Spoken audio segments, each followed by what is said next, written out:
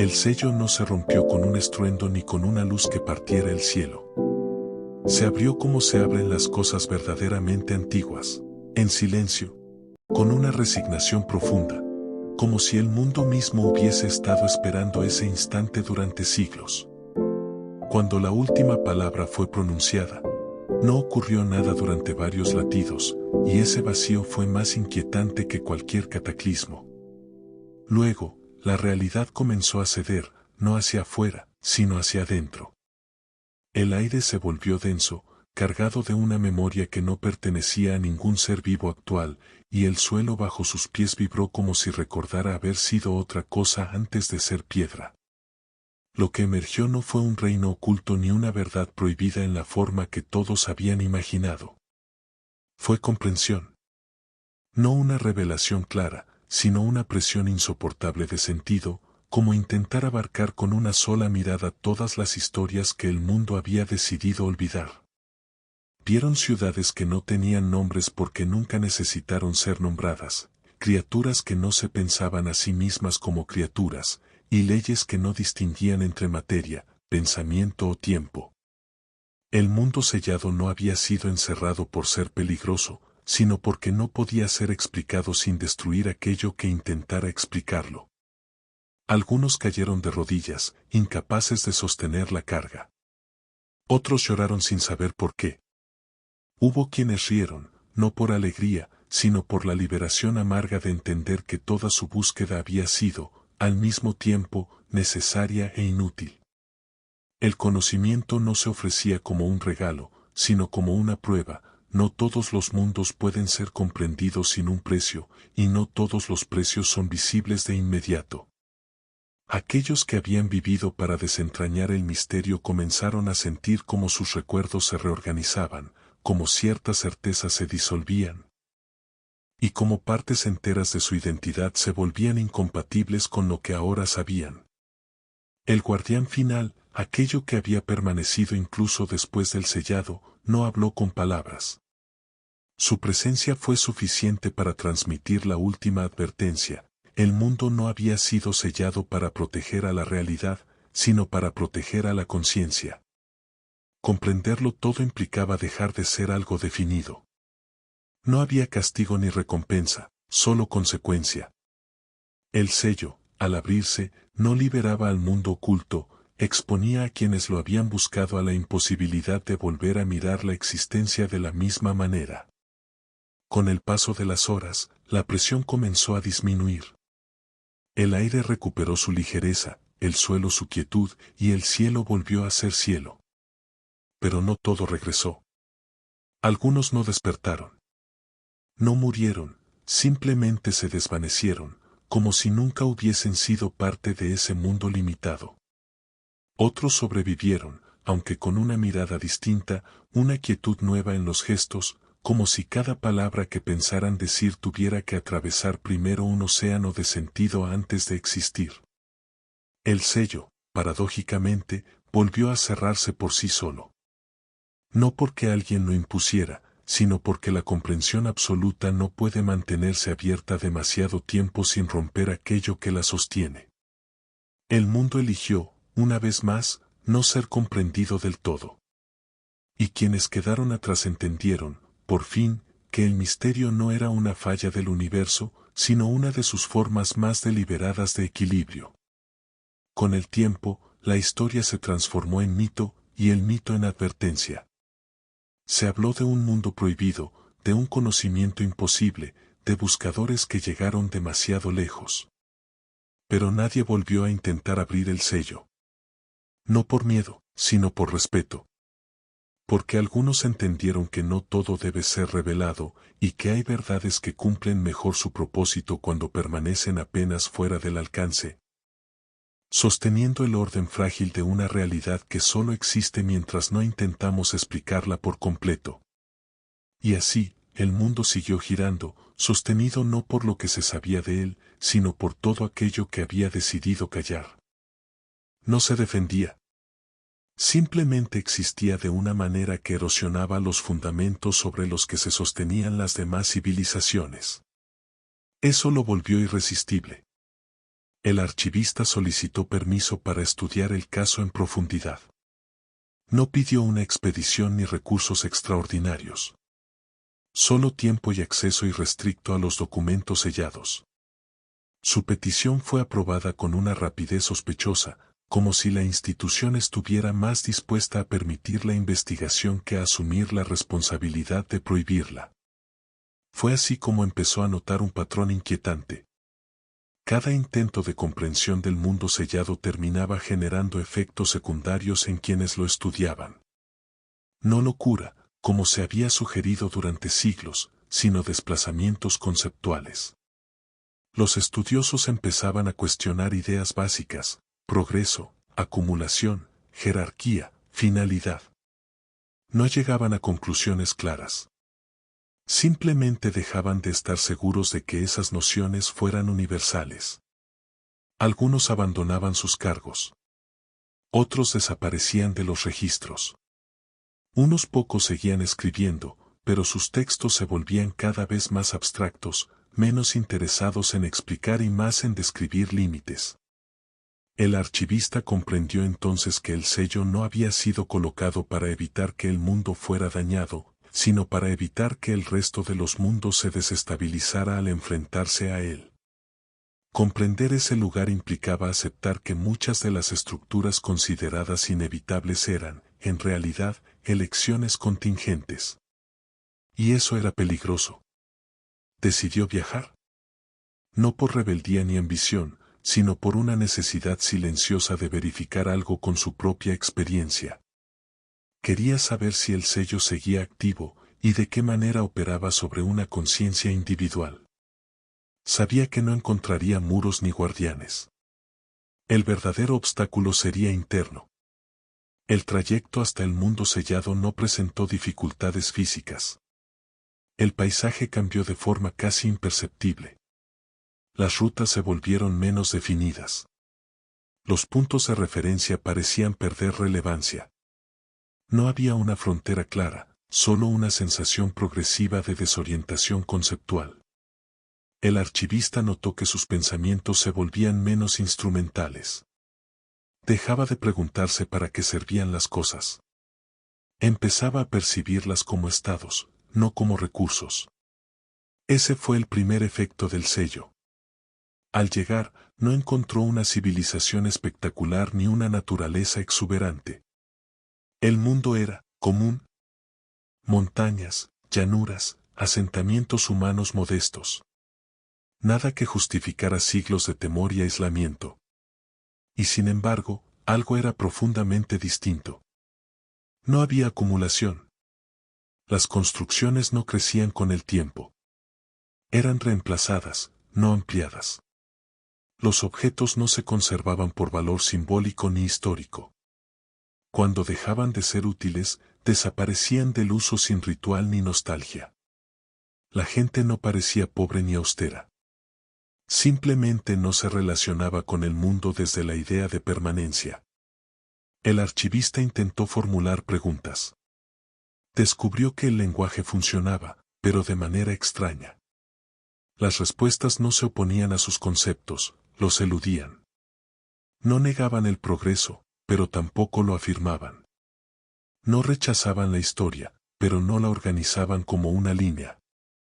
El tiempo se percibía como una superposición de estados, no como una secuencia de mejoras.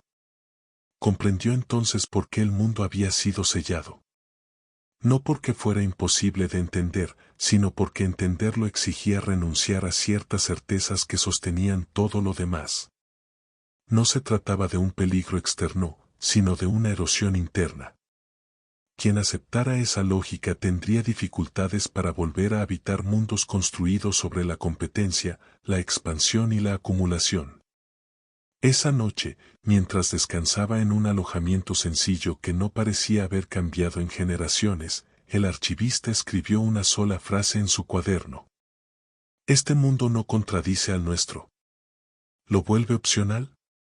Y supo, con una claridad que no buscó, que el sello no había sido una condena. Había sido una advertencia. Y él acababa de cruzarla. El archivista despertó con la sensación de haber dormido demasiado y, al mismo tiempo, no haber descansado en absoluto. No porque el cuerpo estuviera cansado, sino porque algo en su forma habitual de organizar la vigilia había cedido durante la noche. Le costó recordar en qué punto exacto del día se encontraba. No había una urgencia externa que lo empujara a levantarse, ni una señal clara de que el tiempo estuviera avanzando como estaba acostumbrado a percibirlo. Ese fue su primer error, buscar señales. En el mundo sellado, el tiempo no se anunciaba. No se imponía. No marcaba ritmos colectivos con campanas, turnos o ciclos productivos. El día no comenzaba ni terminaba de manera ceremonial. Simplemente ocurría. El archivista se incorporó cuando sintió que hacerlo era coherente con el estado del entorno, no porque una hora lo reclamara. Salió al exterior con su cuaderno bajo el brazo, aún aferrado a la necesidad de registrar. Sabía que esa necesidad era, en sí misma, una forma de resistencia. Mientras escribiera, podía sostener la ilusión de distancia, de observador imparcial. Lo que no comprendía del todo era cuánto tiempo podría mantener esa postura sin que se volviera artificial. Durante los días siguientes, aunque la palabra días empezaba a perder nitidez, caminó entre los asentamientos, observó a las personas, intentó encontrar patrones. No en sus rutinas, sino en aquello que no hacían. No encontró mercados abarrotados ni depósitos de excedentes. No vio celebraciones por hitos históricos ni rituales de fundación. Tampoco encontró ruinas veneradas. El pasado no era negado, pero tampoco ocupaba un lugar central.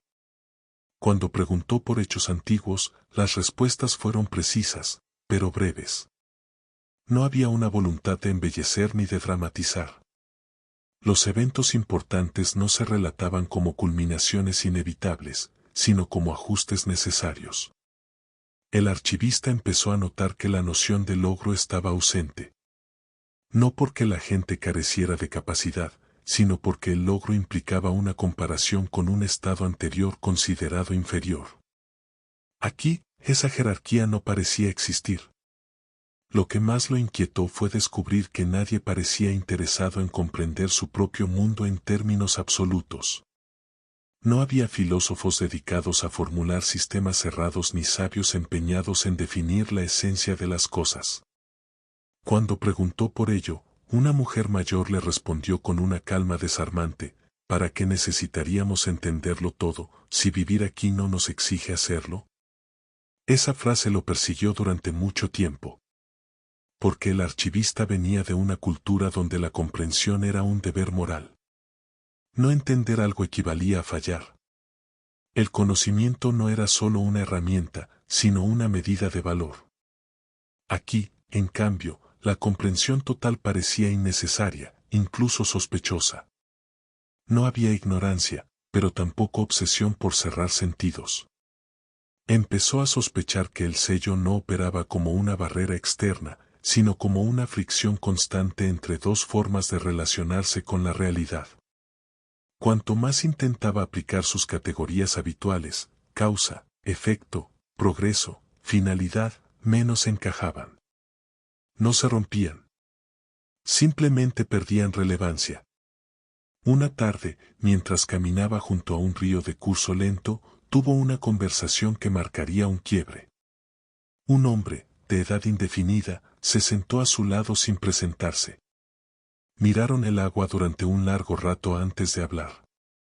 ¿Cuánto tiempo pensás quedarte?, preguntó el hombre, sin mirarlo. El archivista dudó. Nunca había considerado seriamente esa pregunta. Lo suficiente para comprender, respondió finalmente. El hombre sonrió apenas. Eso suele ser lo que más tiempo toma, y lo que menos se logra. No hubo ironía en su voz.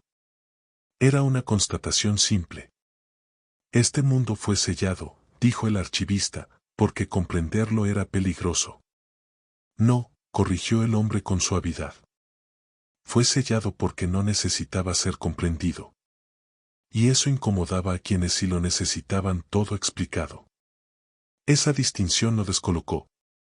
Hasta entonces había pensado el sello como una medida defensiva, una respuesta a una amenaza epistemológica. Pero esa conversación insinuaba algo más profundo. El sello no protegía al mundo sellado, sino al resto de los mundos de una forma de existir que volvía innecesarias muchas de sus tensiones fundamentales. Esa noche, al revisar sus notas, el archivista se dio cuenta de que sus escritos habían cambiado. Ya no intentaban describir estructuras ni extraer principios. Eran observaciones sueltas, casi fragmentarias, centradas en sensaciones, desplazamientos internos, pequeñas incomodidades conceptuales. Se dio cuenta, con una mezcla de alarma y lucidez, de que estaba dejando de escribir para entender y empezando a escribir para no perderse del todo. Ese fue el segundo efecto del sello. No anulaba el pensamiento. Lo descentraba. Empezó a preguntarse qué ocurriría si alguien intentara llevar este modo de existir a otros mundos. Comprendió de inmediato por qué eso no había sucedido nunca. No porque fuera imposible, sino porque implicaría aceptar que muchas estructuras consideradas naturales eran, en realidad, elecciones culturales sostenidas por hábito y miedo. El mundo sellado no ofrecía una alternativa militante. No intentaba expandirse. Simplemente existía, y en esa existencia silenciosa evidenciaba lo arbitrario de muchas certezas. El archivista comenzó a sentir algo que no había previsto, una pérdida progresiva de urgencia. No la urgencia física, sino la interna. Esa presión constante por justificar el tiempo, por hacer que cada acción condujera a algo más. Aquí, las acciones no conducían. Sostenían. Esa comprensión lo inquietó profundamente. Porque si no había un más adelante que alcanzar, ¿qué sentido tenía regresar? ¿Cómo volver a habitar mundos obsesionados con la expansión, el crecimiento y la acumulación después de haber experimentado una forma de existencia que no necesitaba validarse por comparación? Fue entonces cuando empezó a comprender el verdadero costo del sello. No era una barrera que impedía entrar. Era una dificultad para salir intacto. Muchos antes que él habían cruzado este umbral conceptual. Algunos regresaron, pero sus escritos eran confusos, contradictorios, incapaces de transmitir lo esencial sin desestabilizar todo lo demás. Otros nunca volvieron, no porque estuvieran atrapados, sino porque el regreso implicaba una violencia interna que no todos estaban dispuestos a ejercer. El archivista entendió que el sello no era absoluto. Era selectivo. No filtraba cuerpos, sino disposiciones mentales. Permitía el paso físico, pero hacía costoso el regreso conceptual. No castigaba. Simplemente no facilitaba la traducción entre mundos. Esa noche, al cerrar su cuaderno, aceptó algo que había evitado formular con claridad. Si permanecía demasiado tiempo, dejaría de ser capaz de explicar este mundo sin traicionarlo. Y si regresaba demasiado pronto, lo reduciría a una curiosidad incompleta, a una anomalía domesticada por el lenguaje. El sello no exigía obediencia. Exigía elección. Y por primera vez desde que había llegado, el archivista sintió que su presencia allí no era neutra. Comprender ese mundo no era el problema. El problema era qué hacer con esa comprensión una vez adquirida. Porque ahora lo sabía con certeza. No todos los mundos fueron hechos para ser entendidos. Y algunos, precisamente por eso, debían ser protegidos del deseo de explicarlos. La pregunta ya no era si el sello debía mantenerse. La pregunta era si alguien podía cruzarlo de regreso sin convertir esa diferencia en una amenaza para todo lo demás. El archivista empezó a darse cuenta de que ya no podía precisar cuánto tiempo llevaba en el mundo sellado, no porque hubiera perdido la noción de los días, sino porque la noción misma había dejado de organizar su experiencia. No había hitos claros que separaran una jornada de la siguiente. Los acontecimientos no se acumulaban como capas, sino que parecían distribuirse de manera uniforme, sin jerarquías evidentes. Todo tenía el mismo peso específico. Todo estaba igualmente presente. Al principio, esa sensación le había resultado liberadora. Ahora empezaba a inquietarlo. No porque sintiera urgencia por irse, sino porque comenzaba a notar un cambio más profundo, la pérdida gradual de la necesidad de formular conclusiones. Ya no sentía el impulso de cerrar ideas, de traducir lo observado en conceptos exportables. El mundo no se le escapaba, simplemente no le exigía ser capturado. Y esa ausencia de exigencia estaba reconfigurando su forma de estar. Intentó resistirse volviendo a métodos conocidos. Se impuso horarios arbitrarios. Decidió que escribiría cada cierto lapso, aunque no hubiera nada nuevo que registrar. Caminó rutas repetidas, buscando establecer referencias estables. Pero esos intentos no fracasaban de manera violenta. Simplemente se disolvían. Los horarios se volvían irrelevantes. Las rutas no se repetían del todo, no porque el paisaje cambiara, sino porque él ya no las recorría con la misma intención. Fue entonces cuando empezó a comprender algo inquietante: el sello no actuaba solo sobre la comprensión intelectual, sino sobre la identidad funcional. En su mundo de origen, él era archivista porque esa función tenía sentido dentro de una estructura que valoraba la preservación, la clasificación y la transmisión del conocimiento. Aquí, esas tareas no eran rechazadas, pero tampoco eran necesarias. Nada parecía necesitar ser fijado. Una tarde, mientras observaba a un grupo de personas desmontar una estructura de madera para reutilizar sus piezas en otra construcción cercana, se dio cuenta de que nadie registraba ese proceso. No había planos finales ni documentos que conservaran la forma original del edificio.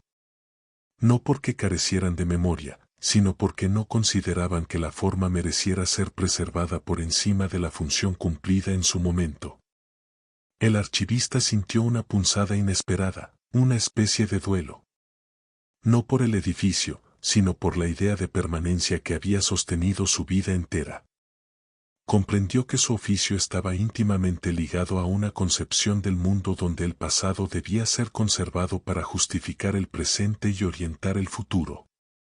Aquí, el pasado no desaparecía, pero tampoco exigía ser sostenido. Existía como una referencia disponible, no como una carga. Esa diferencia empezó a erosionar su sentido de sí mismo. Empezó a preguntarse qué quedaría de él si dejara de ser archivista.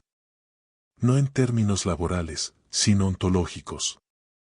¿Quién era, sino alguien que ordenaba, preservaba y explicaba? Esa pregunta no encontraba resistencia en el mundo sellado. Nadie parecía necesitar una respuesta clara. Y sin embargo, para él, esa indefinición se volvía cada vez más difícil de ignorar. Fue entonces cuando volvió a encontrarse con el hombre del río.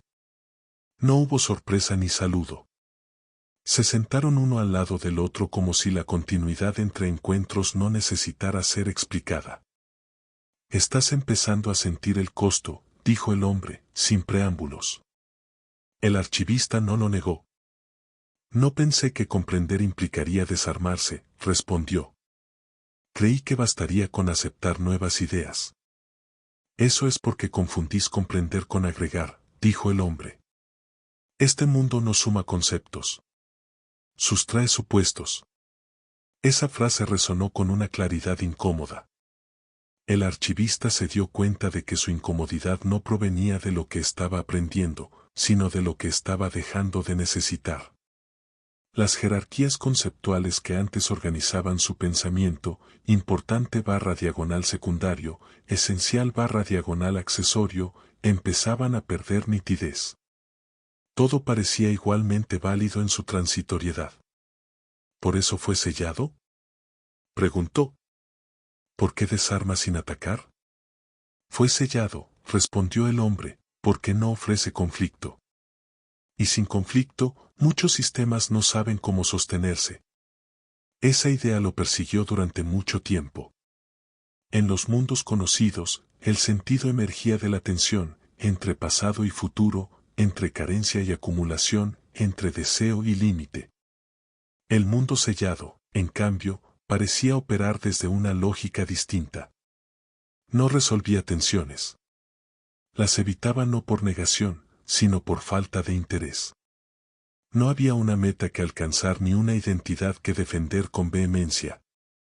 El archivista empezó a preguntarse si ese modo de existir era John Eversela Isabel. La respuesta se le presentó de inmediato, sin necesidad de reflexión prolongada, no y no porque fuera inviable, sino porque implicaría una renuncia demasiado grande para mundos construidos sobre la idea de avance continuo. Comprendió entonces el sentido último del sello. No era una prohibición. Era una contención. El mundo sellado no debía ser comprendido del todo porque hacerlo implicaría extraerlo de su contexto y convertirlo en modelo, en doctrina, en alternativa prescriptiva. Y eso lo destruiría. No físicamente, sino en su singularidad. Su fuerza residía precisamente en no querer expandirse, en no ofrecerse como solución. Esa noche, el archivista sintió por primera vez una forma distinta de miedo.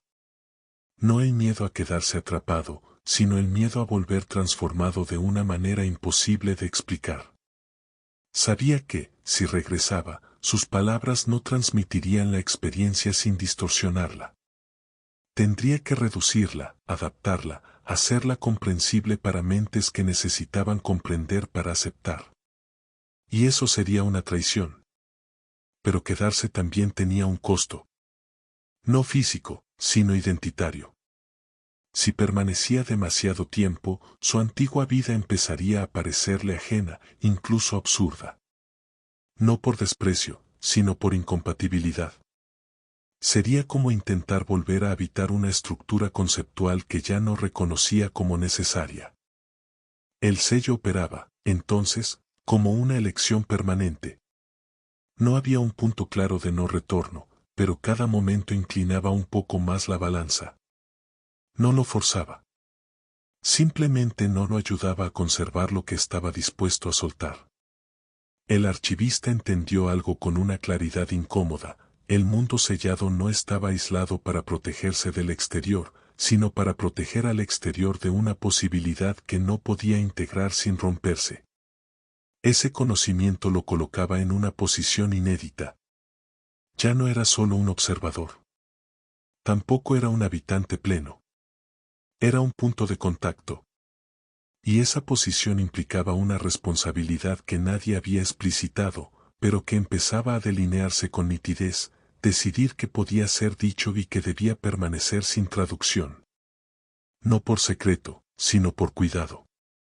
Esa noche, antes de dormir, escribió algo que no sabía si llevaría consigo al regresar o si dejaría allí, como tantas otras cosas que no necesitaban ser conservadas. No todo lo que existe debe ser entendido. Y no todo lo que no se entiende está incompleto. Algunos mundos se sostienen precisamente porque no aceptan ser reducidos a una explicación. Al cerrar el cuaderno, supo que la decisión que se aproximaba no sería dramática ni inmediata. Pero también supo que ya no podía fingir neutralidad. El sello no se activaba cuando alguien cruzaba un límite físico.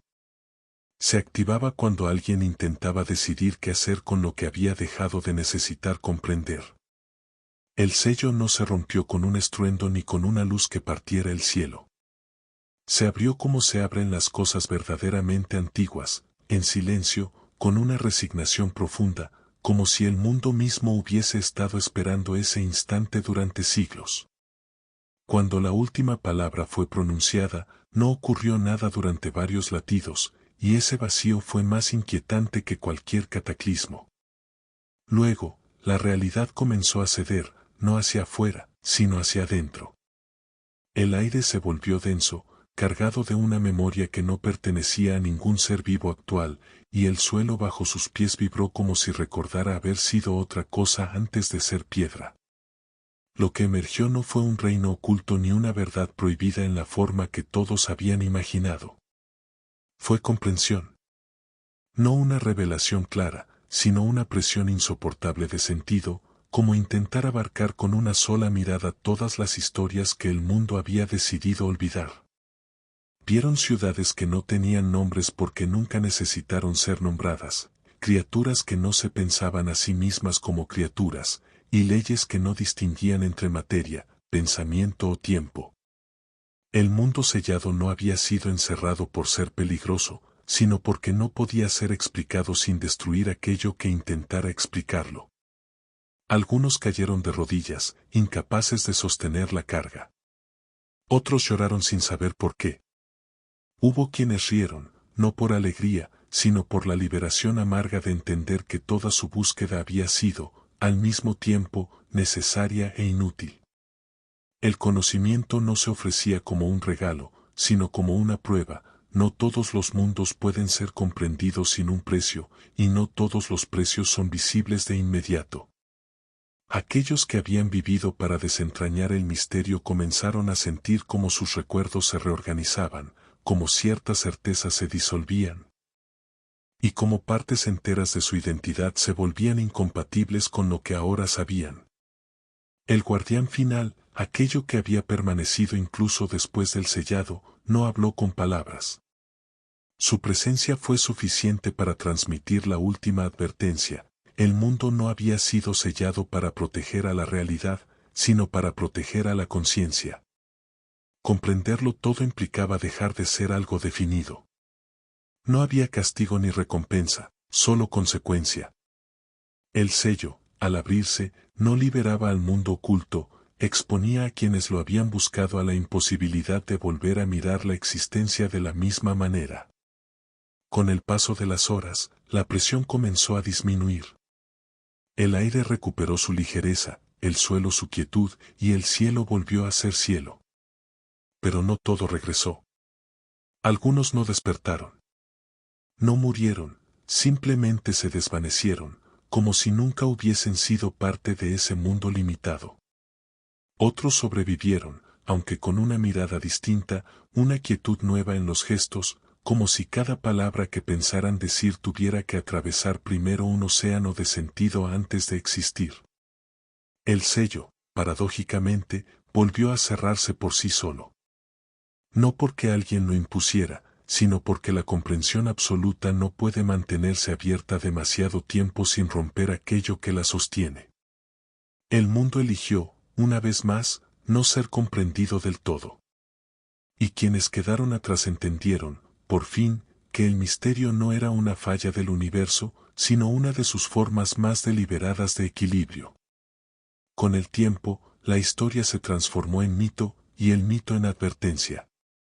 Se habló de un mundo prohibido, de un conocimiento imposible, de buscadores que llegaron demasiado lejos. Pero nadie volvió a intentar abrir el sello. No por miedo, sino por respeto. Porque algunos entendieron que no todo debe ser revelado, y que hay verdades que cumplen mejor su propósito cuando permanecen apenas fuera del alcance, sosteniendo el orden frágil de una realidad que solo existe mientras no intentamos explicarla por completo. Y así, el mundo siguió girando, sostenido no por lo que se sabía de él, sino por todo aquello que había decidido callar.